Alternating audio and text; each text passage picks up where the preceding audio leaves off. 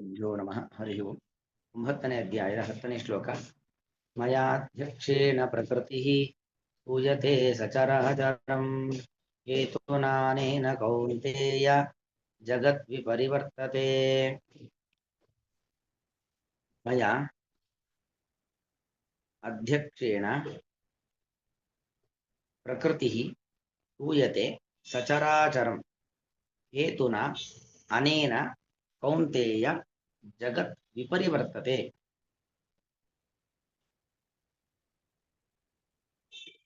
ಅಧ್ಯಕ್ಷೇಣ ಮಯ, ಅಧ್ಯಕ್ಷ ಅಂದ್ರೆ ಕನ್ನಡದಲ್ಲಿ ಅಧ್ಯಕ್ಷ ಅಂದ್ರೆ ದೊಡ್ಡವನು ಅಂತ ಅರ್ಥ.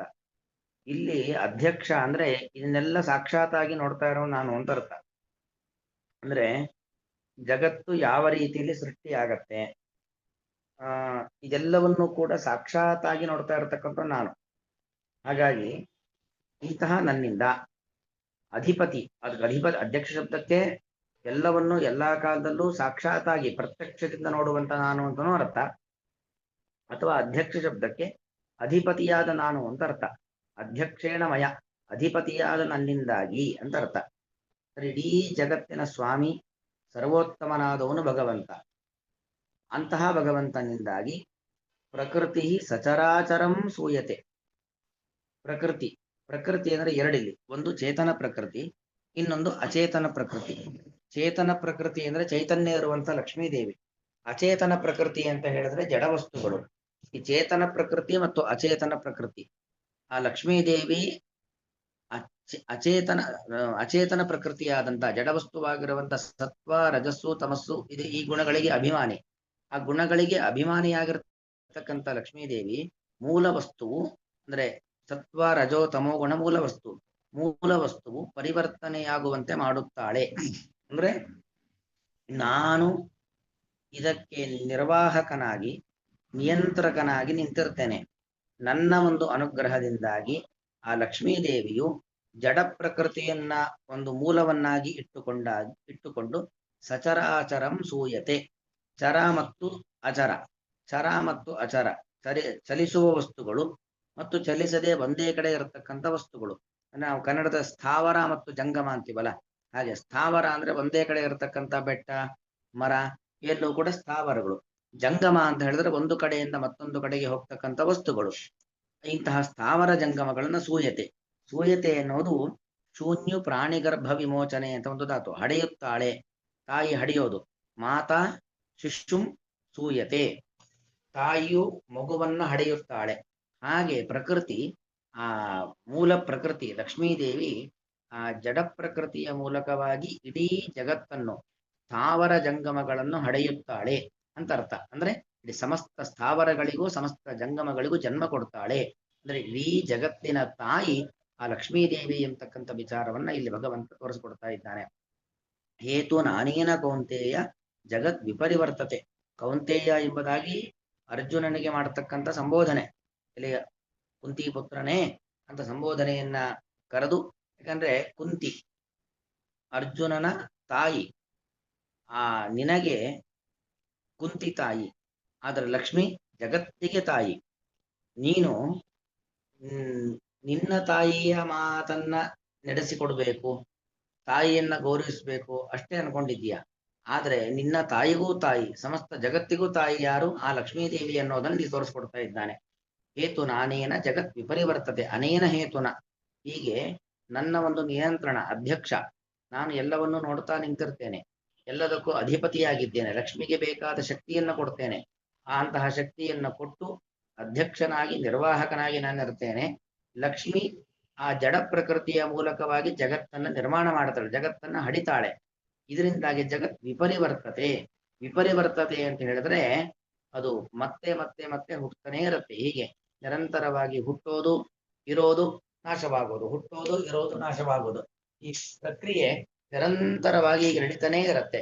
ಅಂದ್ರೆ ನಾನು ಮತ್ತು ಲಕ್ಷ್ಮೀದೇವಿ ಮತ್ತೆ ಮೂಲ ವಸ್ತುವಾಗಿರತಕ್ಕಂಥ ಜಡ ಪ್ರಕೃತಿ, ಇವುಗಳ ಮೂಲಕವಾಗಿ ಜಗತ್ತು ನಿರಂತರವಾಗಿ ಮತ್ತೆ ಮತ್ತೆ ಮತ್ತೆ ಮತ್ತೆ ಹುಡ್ತಾನೆ ಇರುತ್ತೆ.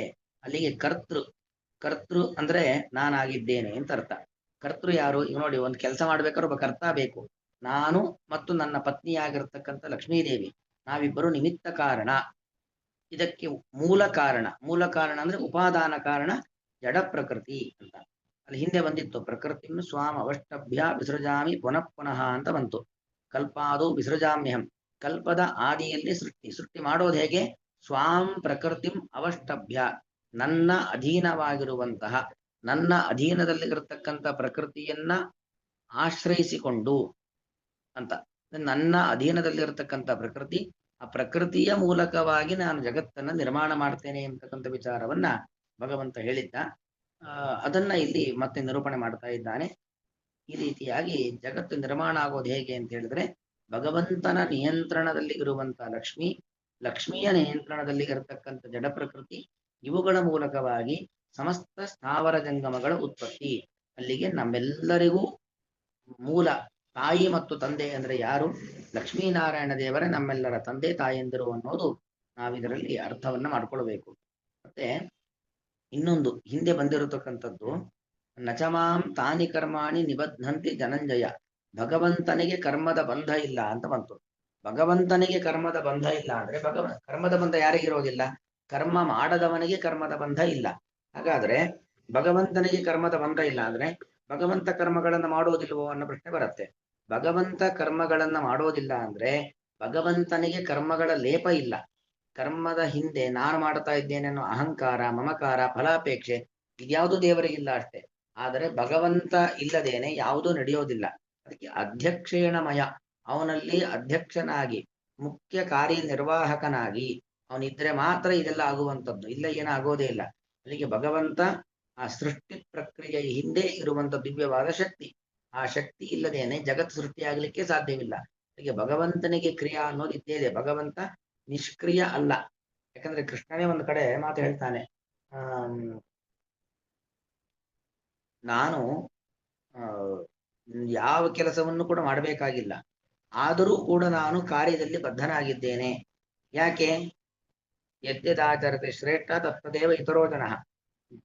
ಹಿರಿಯರು ಏನ್ ಮಾಡ್ತಾರೋ ಕಿರಿಯರು ಅದನ್ನು ಅನುಸರಿಸ್ತಾರೆ. ನಾನು ಜಗತ್ತಿನ ಸ್ವಾಮಿ, ಹಿರಿಯ, ನಾನೇ ನಿಷ್ಕ್ರಿಯನಾಗಿ ಕೂತ್ಬಿಟ್ರೆ ಮತ್ತೆಲ್ಲವೂ ಕೂಡ ಹಾಗೆ ನಿಷ್ಕ್ರಿಯರಾಗಿ ಬಿಡ್ತಾರೆ. ಅದಕ್ಕೋಸ್ಕರವಾಗಿ ನಾನು ಯಾವ ಕಾರ್ಯದ ಚೌಕಟ್ಟು, ಕಾರ್ಯದ ಪ್ರತಿಬಂಧಕಗಳು, ಒತ್ತಡಗಳು ನನಗಿಲ್ಲದೆ ಹೋದರೂ ಕೂಡ ನಾನು ನನ್ನ ಕಾರ್ಯವನ್ನ ಮಾಡ್ತಾ ಇರ್ತೇನೆ. ಜಗತ್ತಿನ ಸೃಷ್ಟಿ, ಪಾಲನೆ, ಲಯ ಈ ಕೆಲಸವನ್ನ ಮಾಡ್ತಾ ಇರ್ತೇನೆ ಅನ್ನೋದನ್ನ ಒಂದ್ ಕಡೆ ಹೇಳ್ತಾನೆ. ಹಾಗೆ ಇಲ್ಲಿ ಜಗತ್ತಿಗೆ ನಾನು ಮತ್ತು ಲಕ್ಷ್ಮೀ ದೇವಿಯರು ತಂದೆ ತಾಯಿಯಿಂದರು ಎಂಬತಕ್ಕಂಥ ವಿಚಾರವನ್ನ ತಿಳಿಸ್ಕೊಟ್ಟಿದ್ದಾನೆ. ಮಯಾಧ್ಯಕ್ಷೇಣ ಪ್ರಕೃತಿ ಸೂಯತೆ ಸಚರಾಚರಂ. ಅಧ್ಯಕ್ಷೇಣ ಮಯ, ಪ್ರಧಾನನಾಗಿರುವಂತಹ, ಅಧ್ಯಕ್ಷನಾಗಿರುವಂತಹ ಅಂದ್ರೆ ನಿರ್ವಾಹಕನಾಗಿರುವಂತಹ, ಅಧಿಪತಿಯಾದಂತಹ ಮಯ ನನ್ನಿಂದ, ಪ್ರಕೃತಿ ಚೇತನ ಪ್ರಕೃತಿಯು ಲಕ್ಷ್ಮೀದೇವಿಯು ಆ ಜಡವಾಗಿರುವಂತಹ ಸತ್ವ ರಜೋ ತಮೋ ಗುಣಗಳನ್ನು ನಿಮಿತ್ತಿ ಉಪಾದಾನವನ್ನಾಗಿ ಮಾಡಿಕೊಂಡು ಸಚರಾಚರಂ ಸೂಯತೆ, ಸ್ಥಾವರ ಮತ್ತು ಜಂಗಮದಿಂದ ಸಹಿತವಾದ, ಸ ಅಂದ್ರೆ ಸಹಿತ ಅಂತ ಅರ್ಥ. ಸಚರಾಚರಂ ಎಂಬಲ್ಲಿ ಸ ಇದೆ. ಚರಾಚರ ಸಹಿತವಾದ, ಸ್ಥಾವರ ಜಂಗಮ ಸಹಿತವಾದಂತಹ ಸಮಸ್ತ ಬ್ರಹ್ಮಾಂಡವನ್ನು ಸೂಯತೆ ಹಡೆಯುತ್ತಾಳೆ. ಅನೇನ ಹೇತುನ ಕೌಂತೆಯಲೇ ಕುಂತಿಪತ್ರನೇ, ಅನೇನ ಹೇತುನ ಈ ಕಾರಣದಿಂದಲೇ ಜಗತ್, ಈ ನಮ್ಮ ಕಣ್ಣಿಗೆ ಕಾಣುವಂತ ಜಗತ್ತು ವಿಪರಿವರ್ತದೆ, ವಿಶೇಷವಾಗಿ ಮತ್ತೆ ಮತ್ತೆ ಹುಟ್ಟಿ ಬರುತ್ತದೆ.